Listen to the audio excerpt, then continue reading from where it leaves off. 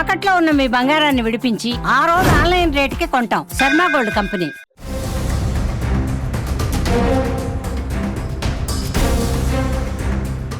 Welcome to Suman TV. మహాకుంభమేళలో జరిగిన తొక్కిసలాటలో ఇప్పటివరకు 20 మంది ప్రాణాలు కోల్పోయినట్టుగా సమాచారం అందుతుంది. దాదాపు 200 మందికి పైగా తొక్కిసలాటలో గాయపడ్డట్టుగా తెలుస్తుంది. అందరినీ స్థానిక ప్రభుత్వ ఆసుపత్రికి తీసుకెళ్లి చికిత్స అందిస్తున్నారు. మ్యాక్సిమం గాయపడ్డ వాళ్ళ ప్రాణాలు కాపాడేందుకు యూపీ సర్కార్ చాలా కష్టపడి పనిచేస్తుంది. ఇంకో గొప్ప విషయం ఏంటంటే ఇక్కడ తొక్కిసలాట తర్వాత ఏదైతే త్రివేణి సంగమం ఉందో 144 ఏళ్ల తర్వాత 4 ఏళ్ళకు ఒకసారి వచ్చే ఈ మహాకుంభమేళ ఈ వేడుకలో ఇవాళ మౌని అమావాస్య. ఈ మౌని అమావాస్య రోజు ఒకేసారి స్నానం చేయడానికి దాదాపు కోట్లాది మంది వచ్చారు. ఈ ఒక్కరోజు ఇప్పటికీ మనకున్న సమాచారం ప్రకారం దాదాపు 6 కోట్ల మంది త్రివేణి సంగమంలో స్నానం చేసినట్టుగా తెలుస్తోంది. అయితే ఈ తొక్కిసలాటకి కారణం ఏంటి? తొక్కిసలాట జరిగింది. నిజానికి యూపీ గవర్నమెంట్ కానీ యోగి సర్కార్ కానీ ఈ మహాకుంభమేళ నిర్వహణలో అద్భుతం కాదని చెప్పడానికి లేదు. ఎందుకంటే ఇప్పటి వరకు దాదాపు ఇవాల్టి వరకు టోటల్గా ఎంతమంది అక్కడ స్నానాలు చేశారో తెలుసా? 45 కోట్ల మంది స్నానాలు చేశారు. 45 కోట్ల మంది మహాకుంభమేళకు అటెండ్ అయ్యారు. త్రివేణి సంగమంలో పుణ్యస్నానం ఆచరించి తిరిగి వాళ్ళ ప్రాంతాలకు సురక్షితంగా బయలుదేరారు. మొన్న అగ్ని ప్రమాదం జరిగింది, అది మిస్టేక్, అది మెయింటెనెన్స్ తప్పైతే కాదు. ఇవాళ తొక్కిసలాట జరిగింది కూడా మెయింటెనెన్స్ తప్పైతే కాదు, కానీ కొన్ని కారణాలు మాత్రం స్పష్టంగా కనిపిస్తున్నాయి. ఇంతకీ ఏం జరిగిందంటే నా వెనకాల ఉన్న ఈ బొమ్మను చూపించాలి మీకు.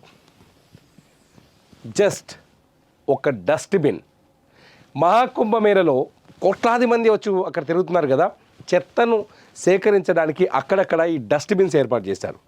ఈ డస్ట్బిన్స్ ఏర్పాటు చేయడం వల్ల రాత్రి 2 గంటల సమయం తర్వాత ఈ మౌని అమావాస్య ముహూర్తం స్టార్ట్ అయింది. ఒకసారి చాలా జాగ్రత్తగా వినండి. రాత్రి 2 గంటల తర్వాత మౌని అమావాస్య ముహూర్తం స్టార్ట్ అవ్వడంతో ఎవరైతే ఈ స్నానాల ఘాట్లలో ఉన్న జనమంతా ఒక్కసారిగా త్రివేణి సంగమం వైపు పరిగెత్తారు. ఒకసారి ఒక ఫోటో చూపిస్తాను నేను మీకు. ఆ త్రివేణి సంగమం వైపు పరిగెత్తడంతో చూడండి, ఈ ఫోటోలో చూడవచ్చు మీరు. ఈ ఫోటో చూడండి ఒకసారి.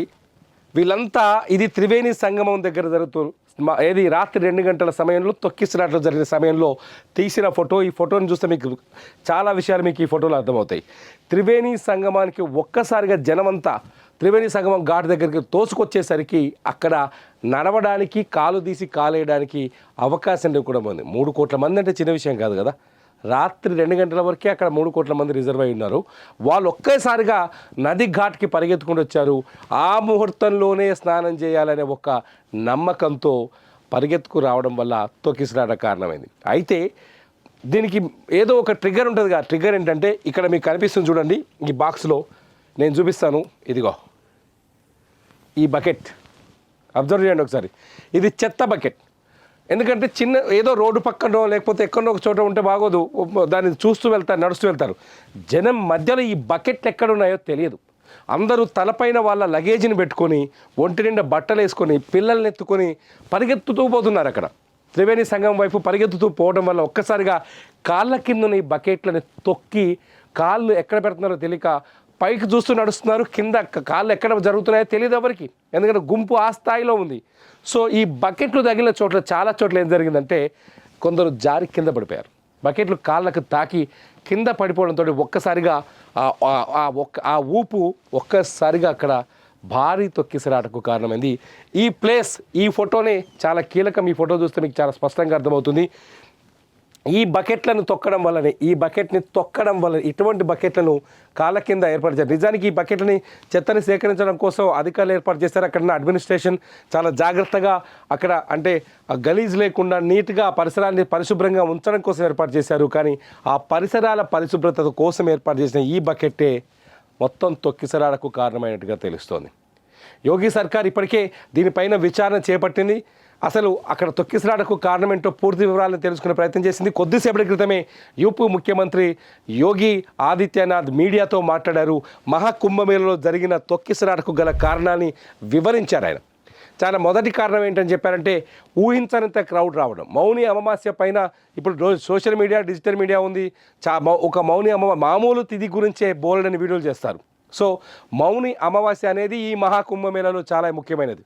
ప్రతి సంవత్సరం వస్తుంది, కానీ ఈ మహాకుంభమేళలో 141 సంవత్సరాలకు ఒకసారి వచ్చే ఈ మహాకుంభమేళలో చాలా ముఖ్యమైనది కావడంతో ఈ సమయంలో ఎట్టి పరిస్థితుల్లో ఆ అమావాస్య తిథి ఉన్నంతసేపు స్నానం ఆచరించాలని, అది కూడా ఈ గంగా యమున సరస్వతి ఈ త్రివేణి సంగమం, ప్రయాగ్రాజ్లో ఉన్న త్రివేణి సంగమం ఆ పరిసరాల్లో స్నానం ఆచరిస్తేనే పుణ్యఫలం దక్కుతుందనే ఒక నమ్మకంతో భక్తులు పరిగెత్తుకుంటూ వచ్చారు. దాంతో ఇటువంటి చిన్న చిన్న ఇష్యూస్, ఈ బకెట్లు కావచ్చు, మేజర్గా ఈ బకెట్లు చాలా చోట్ల ఐరన్ బకెట్లు పెట్టారట. చాలా చోట్ల అక్కడున్న ప్రత్యక్ష సాక్షులతో మాట్లాడితే ఒక ప్రత్యక్ష సాక్షి చెప్తున్నారు, బకెట్లను తొక్కడం వల్ల జారి కింద పడడం, చాలామంది గాయపడ్డాం, కొందరైతే ఈ ఫోర్స్ను తట్టుకోలేక ఒకరి మీద ఒకరు పడడంతో ఈ స్టాంపెడ్ జరిగింది. దాంతో తొక్కిసలాట్లో చాలామంది ప్రాణాలు కోల్పోయారు. చనిపోయిన వాళ్ళు ఎంతో మేము చెప్పలేకపోతున్నాం అని కూడా చెప్తున్నారు. అక్కడున్న ప్రత్యక్ష సాక్షులు చెప్తున్న సమాధానం బట్టే మనకి ఈ వివరాలు తెలుస్తున్నాయి. సో ఈ బకెట్లు పెట్టడం తప్పు కాదు, కానీ జనం యోగి ఆదిత్యనాథ్ చెప్పినట్టుగా ఒక్కసారిగా 3 కోట్ల మంది వచ్చేసరికి ఏ బకెట్లు కనపడవు, ఏ చెట్లు కనపడవు, ఏమీ కనపడదు. అది కూడా చాలా క్రిటికల్ పరిస్థితి. బాగా చలి పెడుతుందంట రాత్రి అంతా, అక్కడ ఫుల్ చలి. ఆ చలిలో కొందరైతే పిల్లల్ని భుజాలు వేసుకొని వచ్చారు, మరికొందరైతే వాళ్ళ లగేజ్ అంతా తలపైన పెట్టుకొని తల మీద పెట్టుకొని నడుచుకుంటూ స్నానాల ఘాటుకు వచ్చేసారు. సో ఈ లగేజ్, ఈ భారం ఒక్కసారి బ్యాలెన్స్ తప్పిదా అది మామూలుగానే దెబ్బలు తాకుతాయి. ఇక అంతమందిలో ఒకరి మీద ఒకరు పడితే ఆ తొక్కిసలాట ఏ స్థాయికి వెళ్ళిందో మనం అర్థం చేసుకోవచ్చు.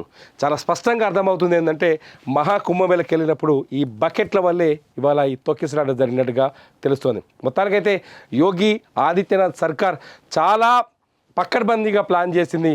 దాదాపు ఇవాటి వరకు 45 కోట్లకు పైగా జనం, దాదాపు 45-50 కావచ్చు లెక్క, 50 కోట్ల మందికి పైగా ఇప్పటికే పుణ్యస్నానాలు ఆచరించారు ప్రయాగ్రాజ్లో మహాకుంభమేళలో.